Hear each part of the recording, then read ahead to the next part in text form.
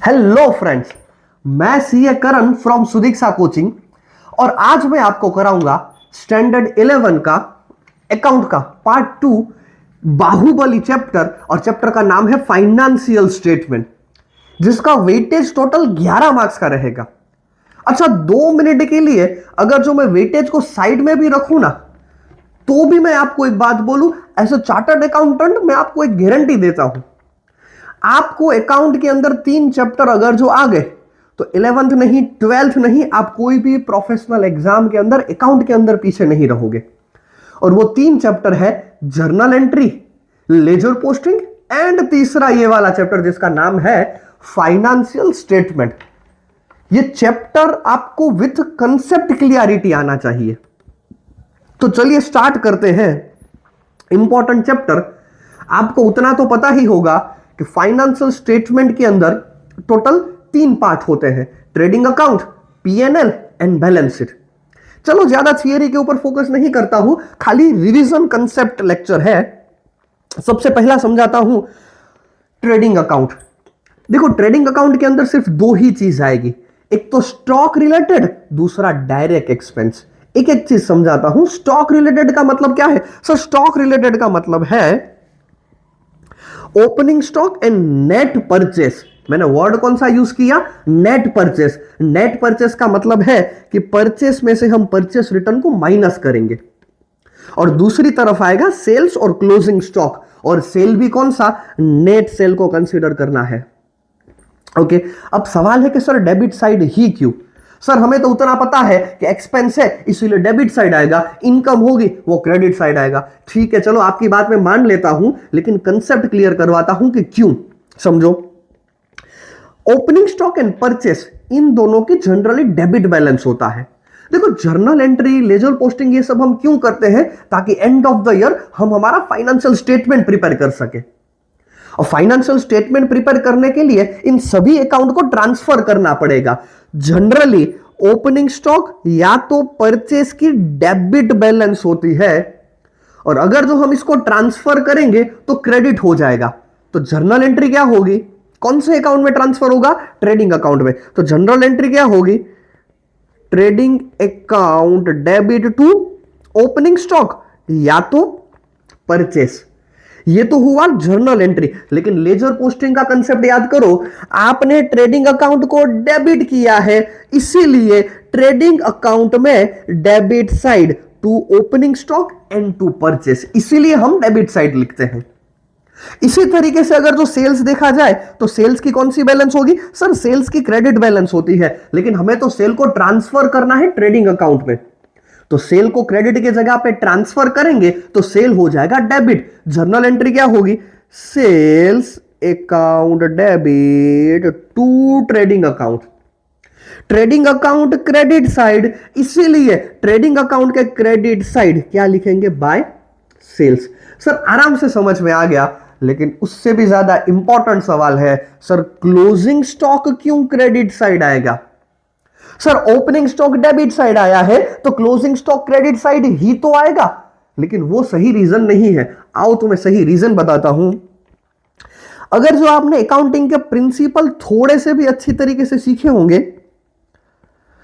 एक accounting principle है matching concept. इसका मतलब क्या होगा? मैचिंग कंसेप्ट का मतलब है कि आप जितना भी इनकम कमाते हो उसके लिए जो भी खर्चा करना पड़ेगा ना, उसको भी रिकॉर्ड करना पड़ेगा।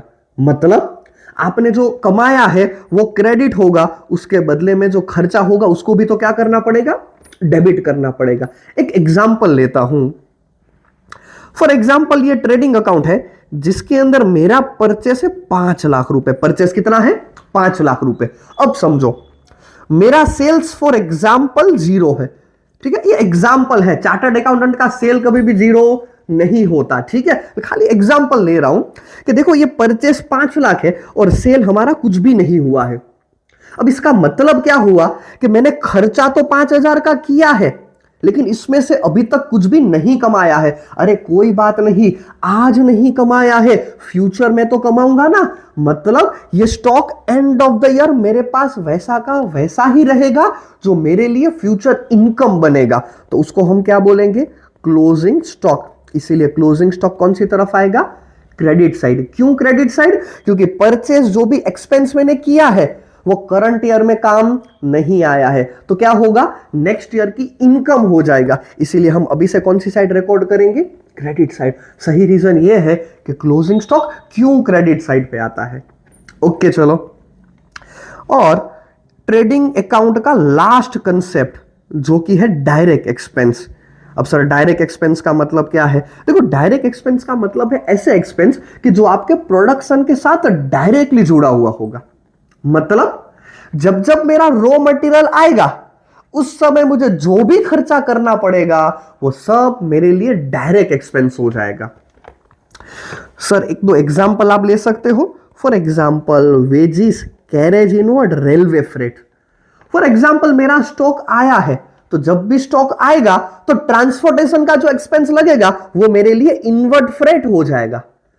और स्टॉक तो आ चुका है लेकिन मुझे गोडाउन में ट्रांसफर करने के लिए आदमियों की तो जरूरत पड़ेगी, तो मैं आदमी जो बाहर से बुलाऊंगा वो थोड़ी मेरे परमानेंट आदमी रहेंगे, उसको मैं डेली तौर पे बुलाऊंगा, तो उसको जो भी वेजेस दूंगा, मतलब गुड्स जब भी आएगा तभी मुझे वेजेस देना पड़ेगा। मतलब ये भी डायरेक्टली मेरे प्रोडक्शन के साथ जुड़ा हुआ है। और भी बहुत सारे एग्जाम्पल आपको यहां पे दिया है। मैं आपको इंपॉर्टेंट टॉपिक बता देता हूं कि कौन से पॉइंट याद रखना है। Wages, carriage inward, carriage sorry railway freight एक,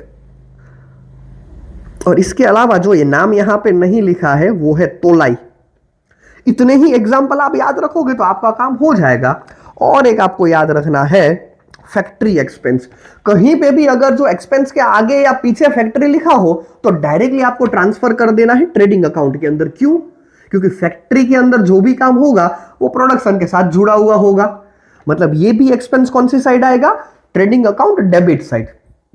सर ये तो समझ में आ गया कि ट्रेडिंग अकाउंट में आएगा, लेकिन डेबिट साइड ही क्यों?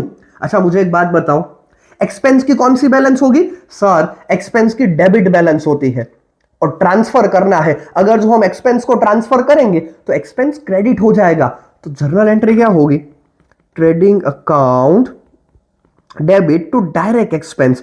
ट्रेडिंग अकाउंट को डेबिट किया है, इसीलिए लेजर पोस्टिंग में क्या करेंगे, जब भी हम ट्रेडिंग अकाउंट बनाएंगे तो उसके डेबिट साइड ये सारे के सारे एक्सपेंस हमें दिखाना पड़ेगा।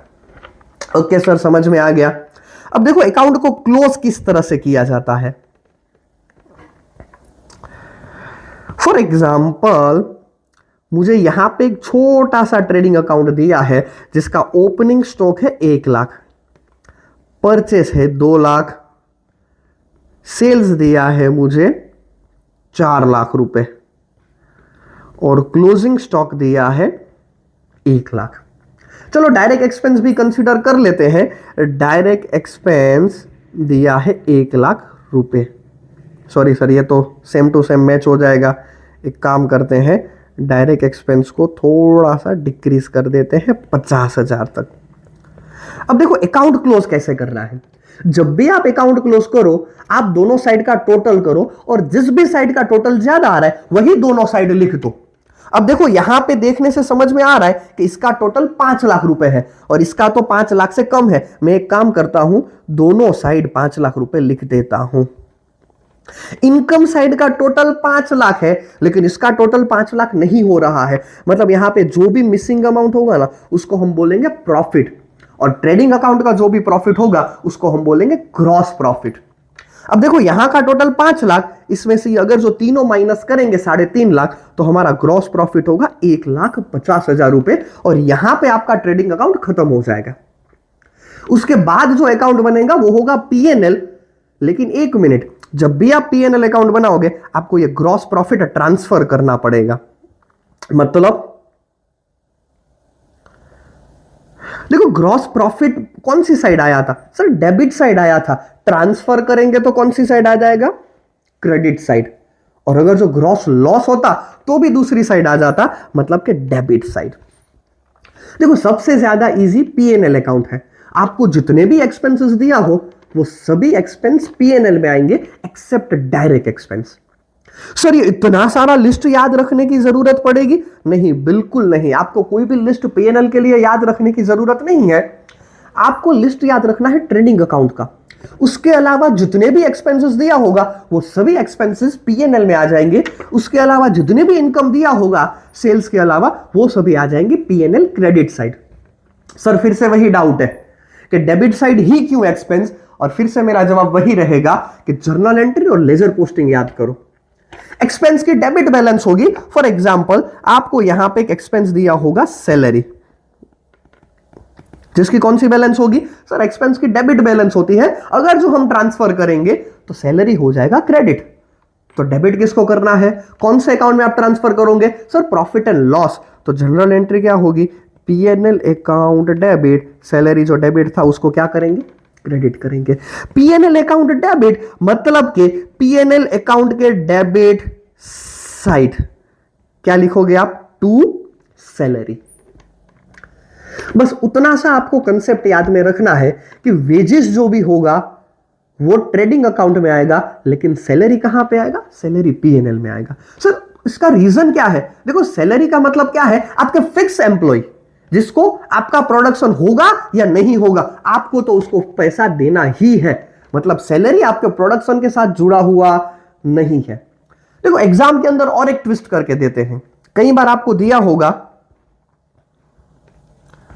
वेजेस एंड सैलरी साथ में दे दिया है, आपको फर्स्ट वर्ड के ऊपर फोकस रखना है। पहले क्या लिखा है? वेजेस, तो आप ट्रांसफर करोगे ट्रेडिंग अकाउंट में। लेकिन अगर जो आपको दिया होगा सैलरी एंड वेजेस, तो यहां पे आप किसके ऊपर फोकस करोगे? पूरा का पूरा आपका फोकस होना चाहिए सैलरी के ऊपर, मतलब कि पीएनएल में ट्रांसफर होगा। Okay sir. दूसरा आपको ध्यान रखना है carriage inward and carriage outward. Sir आपने बता दिया है कि कैरेज इनवर्ड ट्रेडिंग अकाउंट में आएगा क्योंकि आपका गुड्स आ रहा है, प्रोडक्शन के लिए गुड्स आ रहा है, रॉ मटेरियल। लेकिन कैरेज आउटवर्ड मतलब आप जब भी सेल करोगे तो आपका प्रोडक्शन तो ऑलरेडी हो चुका है, तो वो डायरेक्ट एक्सपेंस नहीं होगा। तो कैरेज इनवर्ड तो ट्रेडिंग अकाउंट का पार्ट होगा, लेकिन कैरेज आउटवर्ड जब भी गुड्स जाएगा तो वो पीएनएल का पार्ट होगा। बस ये दो छोटी मोटी चीजों का आपको ध्यान रखना है। फिर से आप क्या करोगे? दोनों अकाउंट को क्लोज करोगे, देखोगे कि कौन सी साइड का टोटल ज्यादा है। अब यहां पे जो भी प्रॉफिट होगा उसको हम बोलेंगे नेट प्रॉफिट या तो नेट लॉस। अच्छा मुझे एक बात बताओ, प्रॉफिट होगा या लॉस होगा, अल्टीमेटली वो किसका होगा? सर अल्टीमेटली तो ओनर का ही रहने वाला है। तो बस इसको हम ट्रांसफर करेंगे आपका लास्ट अकाउंट जिसका नाम है बैलेंस शीट। बैलेंस शीट की भी दो साइड होगी। सर यहां पे भी एक साइड डेबिट और दूसरी साइड क्रेडिट। अरे ना भाई ना, गलती से भी ऐसा मत बोलना कि डेबिट क्रेडिट। बैलेंस शीट को बोला जाता है पहले लायबिलिटी साइड और दूसरा असेट साइड। मतलब सर आप ये कहना चाहते हो कि लायबिलिटी मतलब क्रेडिट और डेबिट। हां मैं कहना तो वही चाहता हूं, लेकिन आपको उस हिसाब से बोलना नहीं है। आपको तो क्या बोलना है? बैलेंस शीट की दो साइड होती है, पहले होगा लायबिलिटी और दूसरा होगा असेट। अब देखो असेट का मतलब क्या होगा? जो कुछ भी फ्यूचर में आपको बेनिफिट देगा। दो तरह की असेट हो सकती है, नॉन करंट असेट और करंट असेट। मतलब एक साल से ज्यादा चलेगी और एक साल से कम चलेगी। Sir example, for example non current asset में बिल्डिंग, मशीनरी, फर्नीचर, ये सभी व्हीकल, ये सभी आएंगे। हालांकि नॉन करंट असेट का और एक पार्ट होता है जिसका नाम है इंटेंजिबल असेट, मतलब जिसको आप देख नहीं सकते। तो इसका एग्जांपल में क्या आएगा? गुडविल, पैटर्न, ट्रेडमार्क, ये सभी की सभी नॉन करंट असेट में आएगी। तो सर करंट असेट में क्या आएगा? करंट असेट का मतलब है जो एक साल से कम में, मतलब कि चेंज होती रहेगी। मतलब स्टॉक, कैश, बैंक बैलेंस, ये सभी चीजें कहां पे आ जाएगी? असेट साइड, और वो भी करंट असेट में आएगी। और दूसरी साइड जो भी रहेगा वो रहेगा लायबिलिटी साइड। अब देखो स्टार्टिंग में ही आपने सीखा होगा कि जनरली दो तरह की लायबिलिटी होती है, एक होगा इंटरनल लायबिलिटी, दूसरा होगा एक्सटर्नल लायबिलिटी। इंटरनल लायबिलिटी का मतलब है capital. Sir internal liability capital पे लायबिलिटी है? अरे हां भाई, आपने स्टार्टिंग में सीखा होगा ना। कैपिटल का मतलब क्या है? ओनर अपने बिजनेस के लिए जो कुछ भी इन्वेस्ट करेगा। अच्छा मुझे एक बात बताओ, क्या मैं इन्वेस्ट करके भूल जाऊंगा? ना बाबा ना, इन्वेस्ट करके भूलना नहीं है, कभी ना कभी वापस भी तो लेना है। मतलब मेरे बिजनेस ने आज मेरे पास से पैसा लिया है, लेकिन कभी ना कभी तो मुझे रिकवर करेगा ही करेगा। मतलब कि कैपिटल मेरे बिजनेस की लायबिलिटी है, तो यहां पे हम सबसे पहले लायबिलिटी में स्टार्ट करेंगे कैपिटल। अब देखो यहां पे इंपॉर्टेंट क्या है, कैपिटल के अंदर इंपॉर्टेंट है प्रॉफिट या तो लॉस। अगर जो प्रॉफिट होगा तो हम प्लस करेंगे, और लॉस होगा तो सर ऑब्वियसली कैपिटल कम हो जाएगा, मतलब कि माइनस करना है। और अदर लायबिलिटी भी आपको यहीं पे दिखा देना है, मतलब नॉन करंट लायबिलिटी और करंट लायबिलिटी। फिर से वही, नॉन करंट लायबिलिटी का मतलब है कि जो 1 साल से ज्यादा चलेगी, करंट लायबिलिटी का मतलब है जो 1 साल से कम में खत्म हो जाएगी। तो इसी तरीके से आपको पूरा सम करना है, दोनों साइड का टोटल करोगे, अगर जो दोनों साइड का टोटल सेम आ गया तो ही तो आपको 11 में से 11 मार्क्स मिलेंगे, अदरवाइज आपको और ज्यादा प्रैक्टिस करने की जरूरत है। तो चलिए मैंने ट्राई किया कि फाइनेंशियल स्टेटमेंट के मैं आपको बेसिक कंसेप्ट सिखा सकूं। अगर जो आपको लगता है कि आपको चैप्टर के हर एक एडजस्टमेंट के बारे में विद कंसेप्ट सीखना है, तो एक बार जरूर कमेंट में लिखना, मैं वही सम या तो ट्राई करूंगा कि सभी सम आपको करा सकूं, या तो कम से कम एक ट्राई करेंगे कि सभी के सभी एडजस्टमेंट के कंसेप्ट समझ लेंगे।